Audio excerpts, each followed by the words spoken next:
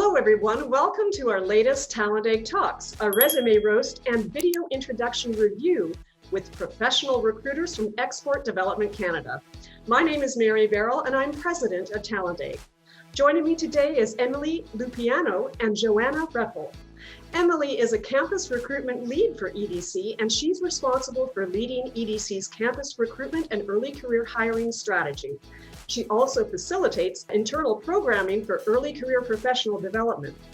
Joanna is a senior talent acquisition advisor for EDC. She's passionate about talent acquisition with over 20 years experience in multiple sectors. Welcome, Emily and Joanna. We're so excited to have you here today. Thanks. Hi, Mary. Well, I'm particularly excited for today's TalentEgg Talks because we're trying something new. First of all, thank you to everyone who submitted a resume and a video introduction for the Resume Roast. Video is becoming increasingly important in recruitment and interviewing, so we're excited about including a video review to help you present your best self to employers on video.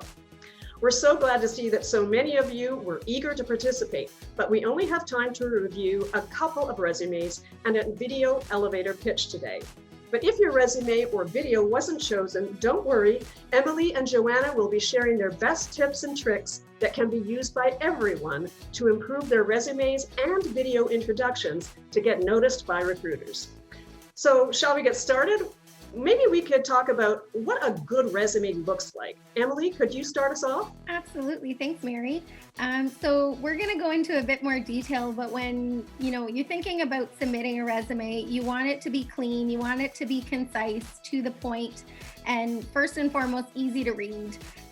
Try to keep top of mind how much time a recruiter realistically spends looking at a resume. To try and find your experience, your education, and your extracurriculars. So make sure it's easy for them to find what we're looking for. Well, those are great tips to keep in mind. So let's take a look at our first resume. Emily, do you want to take the lead here? Sure. So one thing that, we see a lot in resumes and can be a little bit polarizing in terms of people's opinions is what I would refer to as a candidate statement.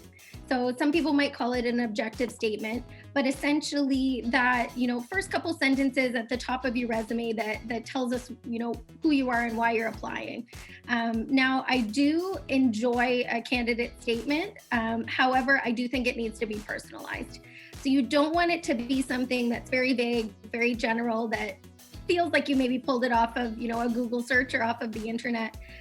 That's an opportunity to highlight yourself, show a little bit of personality, and show us what your vision and your drive is. So I think if you are, if it is starting to sound a little generic, I don't know that it's fully necessary to include on your resume. Don't use it to reiterate items that are listed lower down. Use it as an opportunity to distinguish yourself as an individual. So to show a little bit of that flair, what are you passionate about? What are you looking for? And show us a little bit of who you are. So if you do opt for that option as that first initial, item that we see as recruiters, make sure it's personal. And Joanna, what do you see about this resume that you wanted to talk about? Well, with respect to the education, you can see that the education is a little bit lower than we like. Given that this person is a relative new grad, I would want them to pull up their education and highlight that. So that should be one of the very top of the resume. At that time, you could include any awards, like any honors, and you could also include GPA. GPA is not required, and we don't recommend putting in your GPA unless it's about 3.7 or above. I think the skills, you can see that's near the top of the resume. I think that could go down a little bit lower. And I think your skills should be very specific. If you're proficient in Excel, then I would highlight that. I wouldn't just put Microsoft Excel down, as that's a given nowadays. So unless you're an expert or proficient in that area, I would not highlight that as a skill. In terms of the skills, I really agree that it's beneficial to be specific. We see a lot of situations where it says, strong communication skills or experience building relationships. Those tend to be pretty general statements and don't give us a whole lot of insight. But there are ways to include it where it does have some impact. So If you're talking about communication skills, show us how you demonstrate it. Did you lead a number of meetings with executives?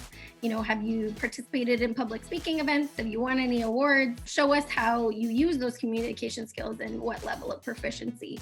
And the same goes to building relationships. It's easy enough to say that you can build trusting relationships, but how do you do it? And how have you done it in the past? So, really demonstrating that and making sure to include, the most relevant information. Try not to be redundant and too repetitive in your resume. To the point, and make sure the items that we need to know are easy to find. So it sounds like you're talking about clarity, conciseness, and customization of that resume to really reflect that personality of the individual and also the accomplishments of that individual would really help this person stand out a lot. One thing to add to that, Mary, under experience, I would encourage this person to maybe add an additional bullet. Having 2 bullets just doesn't seem to be able to cover the extent of the work that they've done within that organization. So I think adding at least 1 more bullet, keeping your bullets anywhere between 3 to 5.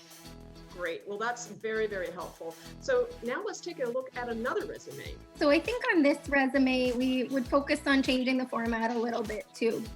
So it's all, personal preference, but being able to find the key information, I think, is most important. And especially in the case of extracurriculars in this case, while we do place a lot of value in that and knowing how our candidates are involved and, everything that they do on top of just their education and experience, we do think it should be maybe a little bit lower down on their resume. Like Joanna said, as a new grad, you're probably going to want education to be pretty high on that resume in terms of us viewing it, directly followed by experience. So those extracurriculars could go a little bit lower. We're not saying to eliminate them by any means, but if you can add any sort of supplementary information, just, short of stating what the extracurricular is in terms of the impact that you made. If you can provide metrics, even better, and actually prove that experience and the value that you added, that's really great and what we really do like to see. Well, I found this resume to just be a little bit too wordy. So when you think of the recruiter that is reviewing multiple resumes at any given time, something that reads more like a book is not going to hold their attention. So I think changing this format a bit and removing some of the longer paragraphs, again, going to bullets. I did notice that some of the bullets aren't aligned, so wanting to be really consistent with how you're laying out your resume. So in this particular resume, it just says the year. So what we're trying to see is there a flow of employment, and just trying to understand their story. So when we just see a year and not months, we don't know if they've worked there from the beginning of the year or mid-year.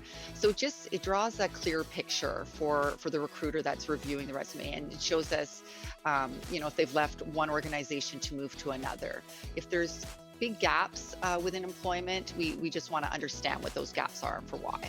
And maybe you could address the length that a resume should be. So I definitely think it should not be more than 2 pages, and that's even for someone with many years of experience. So for a new grad, you could even put it on 1 page, but definitely don't want to go over 2 pages.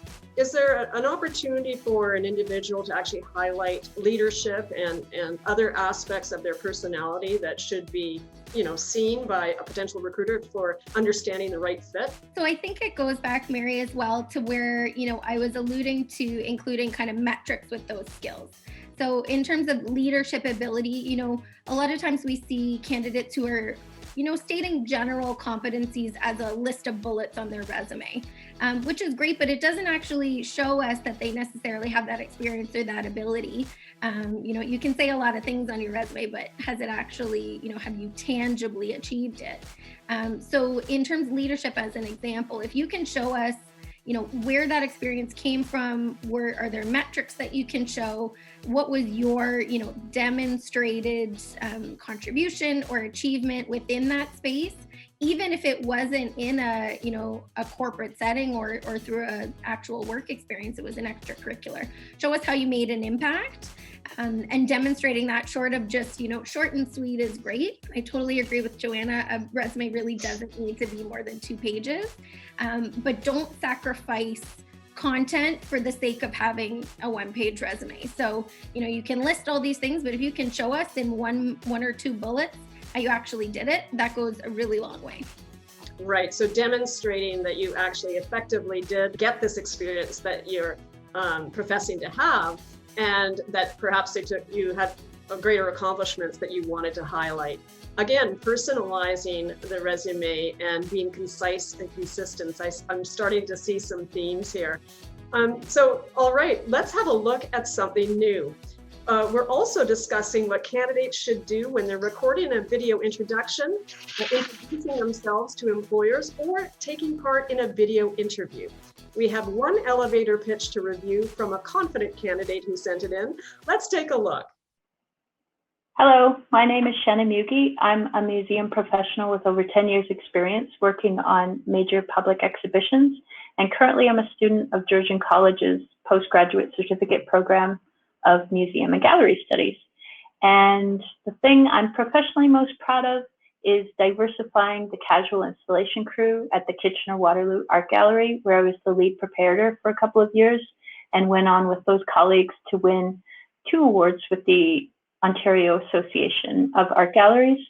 And as a member of the parent council at my children's school, I've created a art and education workshop series focusing on communication and diversity in collaboration with the Coalition of Muslim Women of Kitchener-Waterloo.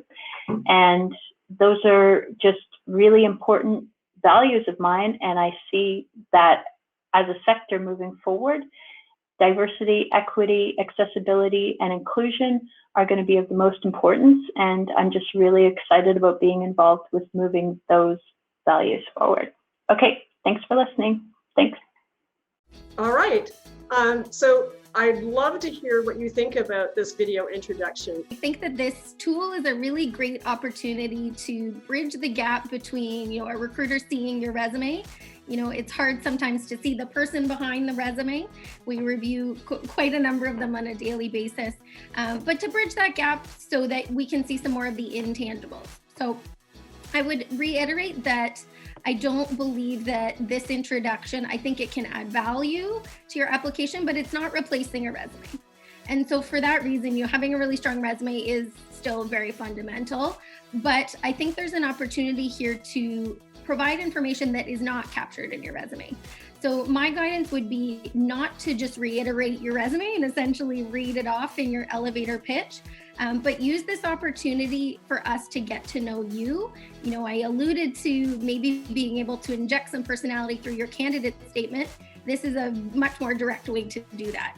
So if you can tell us who you are, what you're passionate about, career-wise as well, but you as a person, we all know that corporate values, corporate culture, those are a lot of intangible things that we can't always glean from a resume until we meet you. So I think this is a real opportunity to bridge that gap, kind of complement the application that you might be sending in through your resume and cover letter, like those more standard practices.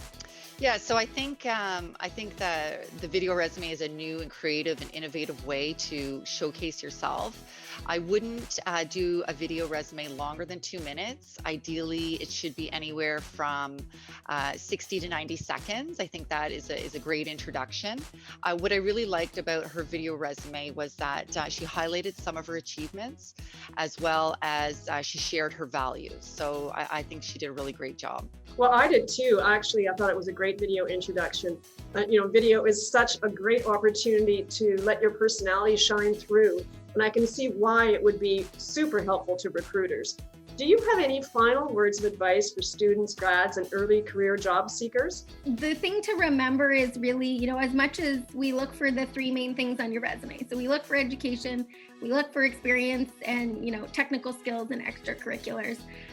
But don't undervalue what you bring to the table. So I always say be accurate about what your skills are, but there's no need to underplay them. And really let us know who you are. It's, you're not just another, I'm speaking about EDC, you're not just another person in a seat. We want to get to know you. We want to know that the individuals we're bringing on board have the same values that we do. So do your research and don't hesitate to show us that personality through your resume, through your cover letter. We want to see your passion. It's infectious, and that's something that we love to see come through. Only thing I would add to that is what I like to see sometimes is some metrics or proof of your achievements. So if that could be in bullet form, that's something that really stands out to me. Well, terrific. That brings us to the end of this TalentEgg Talks with EDC. Thank you, Emily and Joanna, for joining us. And thank you to all the participants once more for submitting resumes and videos. We hope these tips were helpful, and I know I learned some new things today.